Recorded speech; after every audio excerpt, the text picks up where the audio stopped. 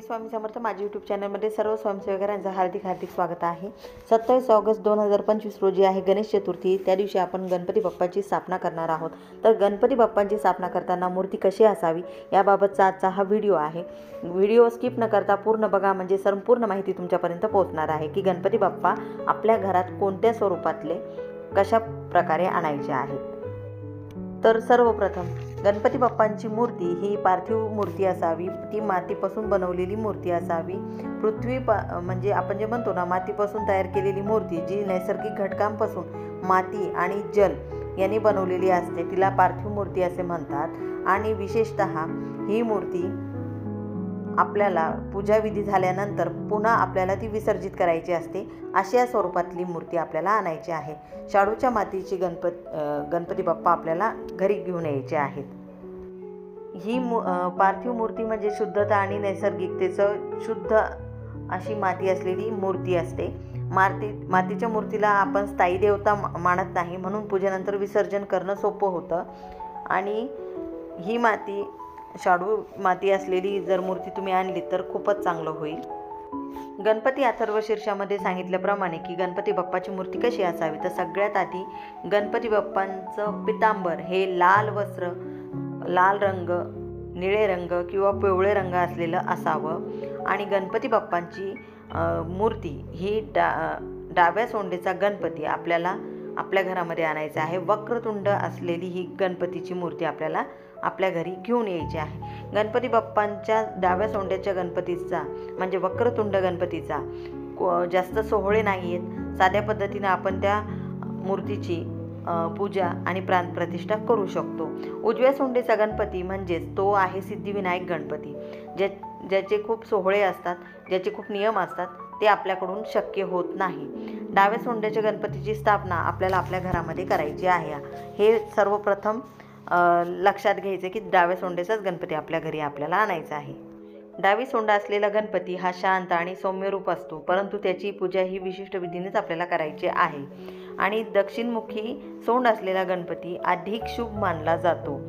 आणि त्यातल्या त्यात या मूर्तीची दिशा म्हणजे बसलेला गणपती ही स्थिरता दर्शवत असते। जसं आपण महालक्ष्मी ज्या वेळेला आपल्याला दिवाळीच्या वेळेला आपण महालक्ष्मीची मूर्ती ही स्थायी रूपातली म्हणजे बसलेली स्वरूपातली आपण घेऊन येतो, कारण तिचं वास्तव्य आपल्या घरात कायम राहावं म्हणून आपण लक्ष्मीचं वास्तव्य कायम राहावं म्हणून बसलेली मूर्ती आपण घेतो, उभी घेत नाही। त्याचप्रमाणे गणपती बाप्पाची मूर्ती ही बसलेलीच आपल्याला घ्यायची आहे। ती मूर्ती विश्राम अवस्थेतलीच असावी। गणपती बाप्पा हे गणपती बाप्पांच्या स्वरूपातले असावे किंवा भगवान शंकर, माता पार्वतीची मूर्ती आपण आणि बाल गणेश त्यांच्यासोबत असलेली मूर्ती काही जणांच्या घरात मी बघितलेली आहे। तर शंकर आणि पार्वतीची पूजा आपल्याकडून होत नाही, त्याचे दोष आपल्याला लागत असतात। आपण फक्त गणपती बाप्पाचीच आरती करतो 10 दिवस, पण त्यांची आपण आरती किंवा दुसरी पूजाविधी करत नाही। तर आपल्या मनुष्य जातीला भगवान शंकराच्या शिवपिंडीचीच पूजा करण्याचा अधिकार आहे। शंकरांची मूर्ती कोणाच्याच घरात किंवा देवघरात नसते। भगवान शंकरांची मूर्ती ही केवळ स्मशानभूमीतच असते। आपण फक्त शिवपिंडीचीच पूजा करू शकतो।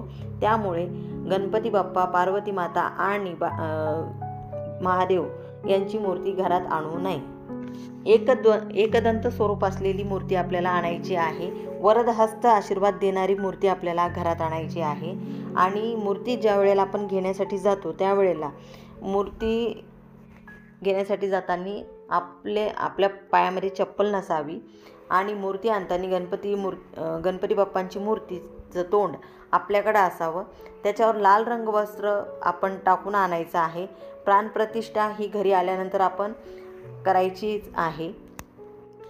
जर कोणाकडून ही गणपतीची मूर्ती आणताना खंडित झाली, काही झालं, हात वगैरे तुटतो, बोट तुटतं, काही ना काहीतरी होतं, तर ती मूर्ती तुम्ही शांतपणे घरात घेऊन या। जर चुकून तसं तर तुमच्याकडून खंडित झालीच तर काहीच हरकत नाही, कारण त्यामध्ये आपण प्राणप्रतिष्ठा आपण केलेली नसते। त्यामुळे ती मूर्ती आपल्याला आपल्या घरात ठेवायची नाही आहे। त्या मूर्तीला दही भाताचा नैवेद्य दाखवून ती मूर्ती परत विसर्जित करून आपल्याला नवीन मूर्ती घरात घेऊन यायची आहे।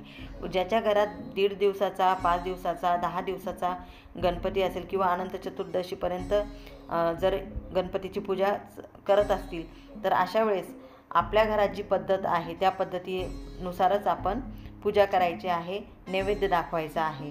आणि ज्या वेळेला प्रेग्नेंट महिला असतील तर प्रेग्नेंट महिलांनी देखील गणपती बाप्पा बसवायचे आहेत.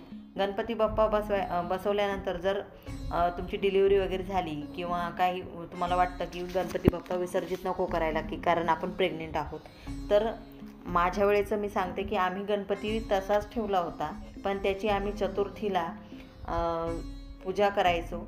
विनायक चतुर्थी असेल, संकष्ट चतुर्थी असेल, त्यावेळेला आम्ही मोदक वगैरे सगळं म्हणजे जशी पूजा आपण गणपती बाप्पाची करतो त्या स्वरूपातली पूजा आम्ही करायचो. आणि नंतर पुढच्या वर्षी आम्ही तो गणपती बाप्पा विसर्जित केला.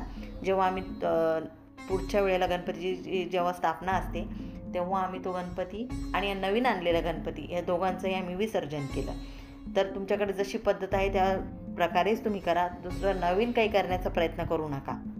जर कोणाच्या घरी सुतक बिटाळ वगैरे जर झालं तर तुम्ही ब्राह्मण देवतेकडून आपल्या मूर्तीची पूजा करून घ्या, स्थापना करा.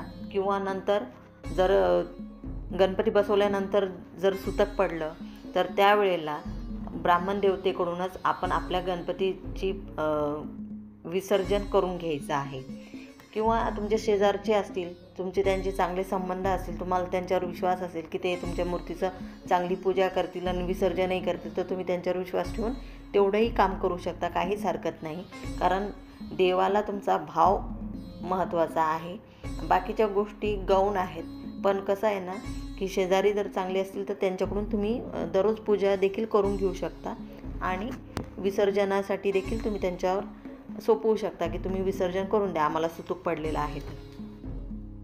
तर चला सर्वांनी 27 ऑगस्ट 2025 रोजी बुधवारी नक्कीच गणपती बाप्पाची मूर्तीची स्थापना करायची आहे.